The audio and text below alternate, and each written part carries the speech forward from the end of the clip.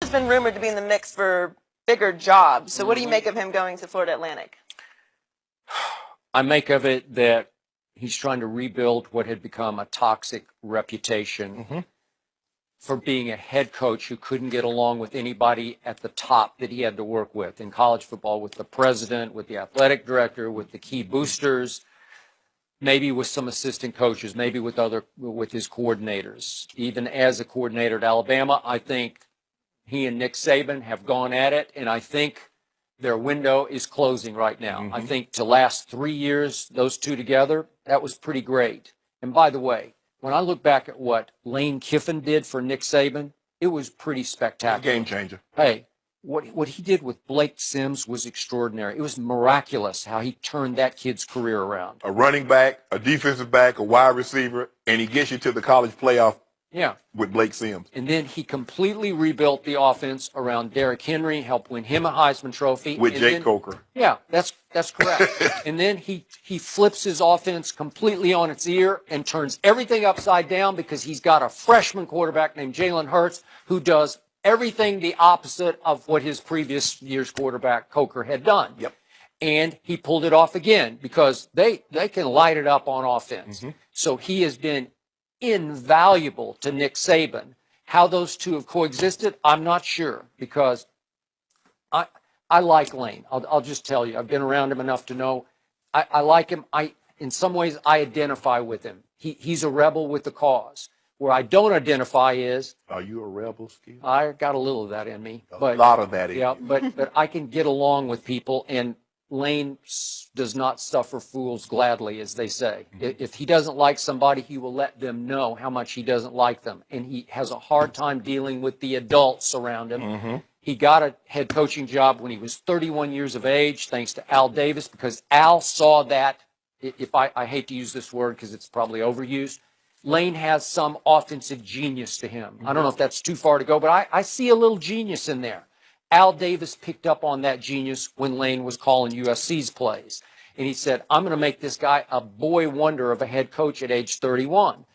And he tried. And Lane started to buck the system and to fight with Al, and they began to clash, and it blew up in, 2 years? Yep. And he's gone. And he gets a plum job at Tennessee, in part because he grew up with a father whose name was Monte Kiffin, one of the great defensive coordinators in the history of college and pro football. So he's a little bit of a spoiled brat kid, but he knew the ropes. He knew how to coach both sides of football, defense and offense.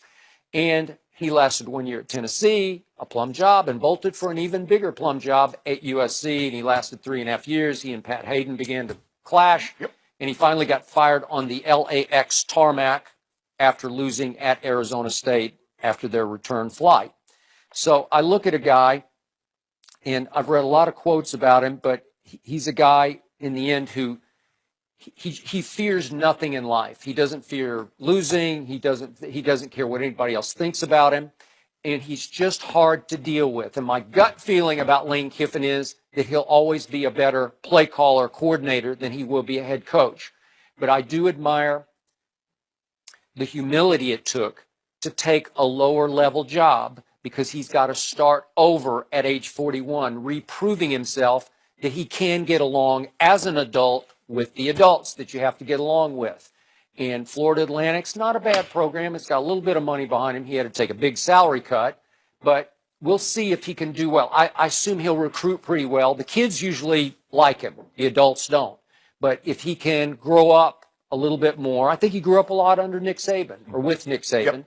And maybe he can figure out a way to be a head coach. But I think in the end, we'll find that Lane Kiffin, just as we've seen so many defensive coordinators, we're not sure about Charlie Strong. Maybe he can reprove himself. Will Charlie prove to be a better defensive coordinator than he was a head coach? Maybe so, but we see a lot of that.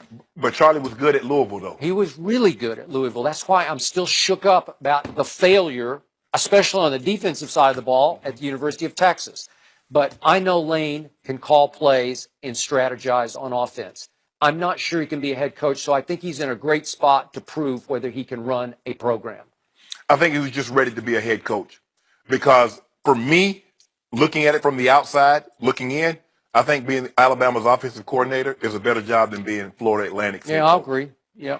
But I agree with you also. I think maybe Coach Saban has started to wear on him because you remember early in the year that he and Coach Saban was on the sideline, and the reporters asked Coach Saban after the game, was that was a chewing Yeah. what do you I say? know. But he said the butt chewing yeah. is what he called it.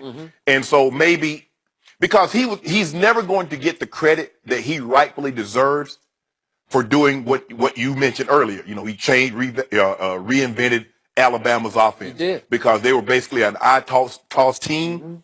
We're not going to turn it over. We don't care if we can get one big play in the passing game. We'll live with it. Yep. But we're going to play to our defense and special teams. But they've changed that philosophy, and since he's been there, they've been in the college playoffs every single year. That's not an accident now. Nope. And he does. He calls a very, very good game. And I think the 3-year tutorial that he's had under Coach Saban of how he should handle certain things, how he should talk to certain people, the boosters, the president, the athletic director, getting along with the kids. I think all that helps. This also could lead to a bigger job because he thought he had the Houston job. The big jobs weren't calling like you thought they would have, considering what he's done while he's at Alabama. But you know what, Skip? And I know you always tell me, say, boy, I want you to stop telling me what your grandma's saying, what you think. But my grandmother used to say, she'd say, son, sometimes good friends and manners will get you into places that money can't. His reputation is preceding him now. It's causing him to get a lot of doors slammed in his face because how he's handled things in the past. You never know. Remember, I told you, Skip, them toes you step on today might be connected to the foot and the leg that leads to the butt you got to kiss tomorrow. So you never, ever know who will be helping you down the road. So you have to be very, very mindful how you treat people.